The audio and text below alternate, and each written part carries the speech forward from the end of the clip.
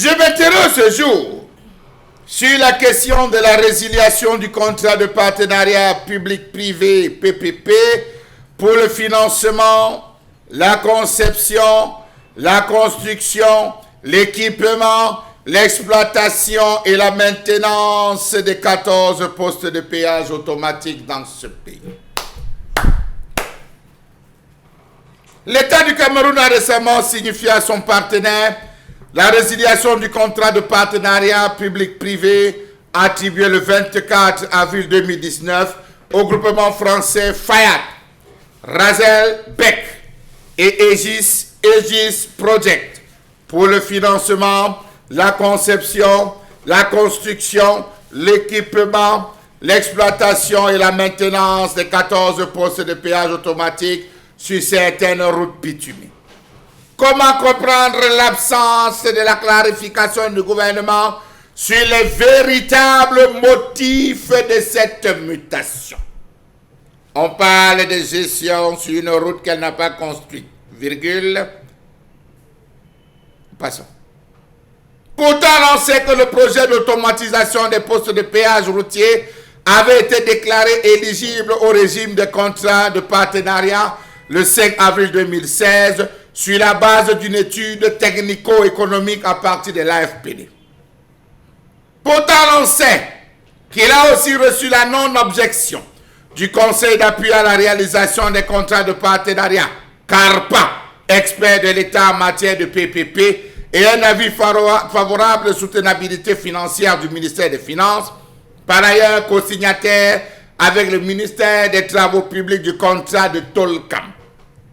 Autant de faits qui interrogent sur les raisons de ce revirement qui intervient alors qu'on attend depuis septembre 2023 la mise en service des 7 premiers postes de péage automatique déjà construits.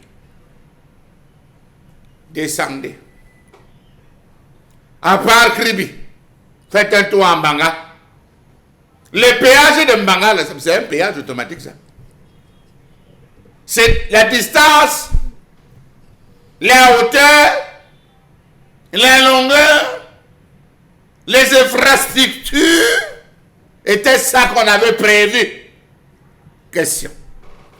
Comment comprendre ces résiliations de contrat qui survient alors que les 7 premiers postes de péage automatique ont déjà été conçus et que la mise en service était attendue au 3e trimestre 2023? L'État a décidé de retirer à Tolkam l'exploitation et la maintenance des 14 postes de péage automatique. L'entreprise devrait désormais être chargée de leur financement, conception, construction, équipement, des prestations pour lesquelles elle sera désormais rémunérée dans le cadre des marchés publics à conclure. Pourtant, on savait qu'il devait faire l'investissement, aménager, équiper, organiser, conceptionner, confectionner, bien positionner l'ensemble des équipements consommés sur 20 ans. Et après procéder à la restitution. Ont-ils peur de cet excès de gombo? Question. Comment comprendre que le gouvernement revient à une option abandonnée à la suite des études avant-projet détaillées, réalisées à partir de 2014 au motif de la complexité du projet et de la difficulté à mobiliser les financements? Cela mémo mis à la disposition de la presse en décembre 2020 par le ministère des Travaux publics. En plus, les autorités camerounaises remettent en question un processus en cours depuis près de 8 ans. Si l'objectif était loin de l'autonomisation, rappelons-nous du complexe industriel-portuaire de Kribi, il y a quelques mois encore se posaient bien des questions sur cette automatisation des péages routiers avec tout ce que cela occasionnait. À quoi nous serviront les postes de péage routiers automatisés lorsque l'on n'a pas encore maîtrisé les 45 postes de péage manuels en termes de recettes et de dépenses? Avec un pays qui bat les records en termes de taux de chômage, que fera-t-on des 10 000 employés de péage routier actuellement en service qu'on avait programmé multipliés avec ceux automatiques?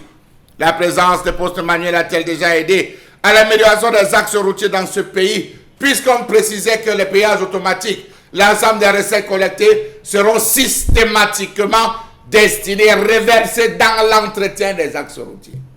Est-ce que le Cameroun a fait une frappe? Si c'est une frappe, ça c'est une frappe à la sicilienne. Bravo.